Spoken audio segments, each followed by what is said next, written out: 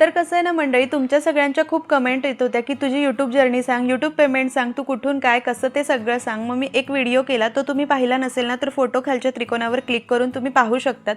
मग तेव्हापासून खूप रिक्वेस्ट येत आहे, की खानदेशी रेसिपी दाखव. मग मी पटकन आलं लसूण हिरवी मिरचीचं वाटण केलं, कुकरमध्ये तेल गरम केलं, जिरं मोहरीची फोडणी केली, वाटण आणि कढीपत्ता घालून परतून घेतला. त्यानंतर कोथिंबीर घातली, पाव चमचा हळद आणि अर्धा लहान चमचा गरम मसाला घातला. त्यामध्ये पाव किलो वांगी काटे आणि देठ काढून चिरून घेतली, ती घातली. आज आपण खानदेशी पंक्तींमध्ये केली जाणारी घोटलेल्या वांग्याची भाजी करतोय. वरणबट्टीसोबत खानदेशमध्ये ही भाजी नक्की केली जाते. मीठ घालून एकजीव करायचं, वांगे बुडतील इतकं पाणी घालायचं, कुकरचं झाकण लावून मध्यम आचेवर 3 शिट्या करून कुकर गार करायचा.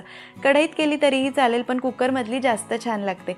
कुकर गार झाल्यानंतर मॅशर किंवा डाळ घोटणीच्या मदतीने भाजी घोटून घ्यायची. त्यामध्ये कोथिंबीर घालून 2 मिनिटं उकळायची.